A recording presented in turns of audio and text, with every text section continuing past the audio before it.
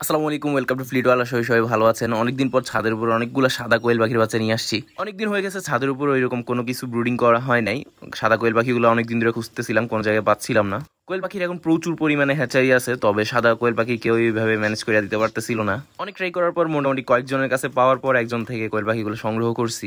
এখানে মাত্র 200 পিসের মতো সাদা কোয়েল পাখি সংগ্রহ করছি। এখানে অল্প কয়েক পিস হয়তো কালো পাখিগুলো আছে। কোয়েল পাখিগুলো রিসিভ করতে অনেক ঝামেলা হয়েছে। এগুলা কুমিল্লা থেকে কালেক্ট করছি, ওইখান থেকে আসতে মোটামুটি 3-3.5 ঘন্টার উপরে টাইম লেগে গেছে। কুমিল্লা থেকে ফেনী আসতে 1-1.5 ঘন্টার বেশি টাইম লাগার কথা না, তবে যে বাসটার ভিতর দিছিল ওইটা প্রচুর স্লো ছিল, লোকাল বাস ছিল, ওই জন্য অনেক টাইম লেগে গেছে বাচ্চাগুলো আসতে। তবে বাচ্চাগুলো হাতে পাওয়ার পর আলহামদুলিল্লাহ সবগুলো বাচ্চা ঠিকঠাক মতোই ছিল, সুস্থ ছিল, একটা বাচ্চাও ভিতরে সমস্যা হয় নাই। আমি ভাবছিলাম যেহেতু বাচ্চাগুলো কুমিল্লা থেকে কালেক্ট করতেছি ওই জন্য বেশি টাইম লাগবে না, হয়তো 1-1.5 ঘন্টার ভিতর চলে আসবে, এই জন্য বিকালে আনতে বলছিলাম ওনারে।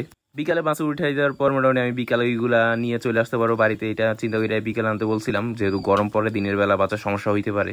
তবে বাস প্রচুর লেট করে ফেলছে। আমি বাড়িতে আস্তে আস্তে মোটামুটি 9টা বাজে গেছে রাতে 9টার দিকে আসার পর মোটামুটি ওদেরকে ব্রুডারে ছাড়া শুরু করছি। বাচ্চা সবগুলাই দেখলাম মোটামুটি হেলদি আছে। প্রথম ঝুড়ির ভিতর 4টা পাইছি কালো বাচ্চা, আর বাকি সবগুলাই সাদা ছিল। যার কাছ থেকে কালেক্ট করছি ওনার সবগুলো প্যারেন্টস সাদা, তবে কিছু বাচ্চা কালো বের হয়, যেহেতু ব্লাড লাইনে হয়তো কালো কালারটাও থাকতে পারে ওদের।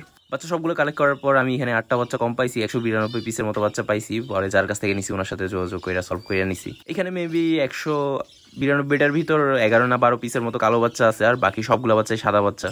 সাদা হলেও কিছুটা হালকা পাতলা কালো স্পট থাকে সাদা কোয়েল পাখির ভিতর, যেগুলো আমার কাছেও কিছু সাদা প্যারেন্টস আছে, এগুলো ডিম দিচ্ছে। ওইগুলোর ডিমও আমি ইনকিউবেটারে বসাইছি, ওই ভিডিওটাও ইনশাল্লাহ ফিউচারে দিব।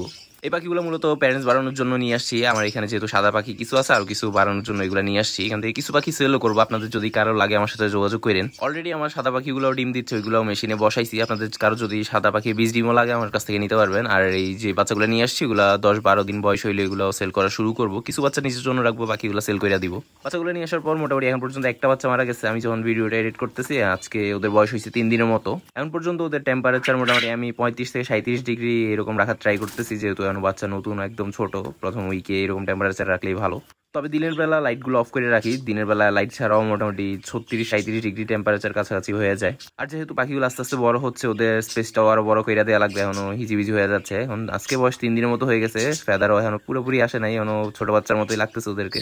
যারা কালেক্ট করতে চাচ্ছেন ফেনী অথবা ফেনী আশপাশে জেলাগুলো থেকে কালেক্ট করতে পারবেন। আমি ইনকিউবেটারে সাদা কোয়েল পাখিগুলোর কিছু বীজ ডিমও বসাইছি, যেহেতু আমার এখানে প্যারেন্টস ওই রকম নাই, ওই জন্য প্রায় 50-60টার মতো ডিম বসাইছি। কিছু কিং কোয়েলের ডিমও দিছি, আস্তে আস্তে বেশি বসাবো, যেহেতু এখন প্যারেন্টস কম ওই জন্য ডিমও কম পাচ্ছি।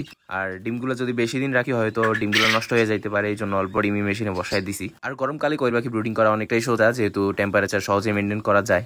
আমার কাছ থেকে কিং কোয়েল অথবা কিং কোয়েলের বীজ ডিম অথবা সাদা কোয়েলের বীজ ডিম অথবা সাদা কোয়েল যে কোনো কিছু কালেক্ট করতে চাইলে ইনবক্সে যোগাযোগ করেন। আর ভিডিওটা ভালো লাগলে চ্যানেলটা সাবস্ক্রাইব করে দিয়েন, পেজটা ফলো করে দিয়েন। আল্লাহ হাফেজ।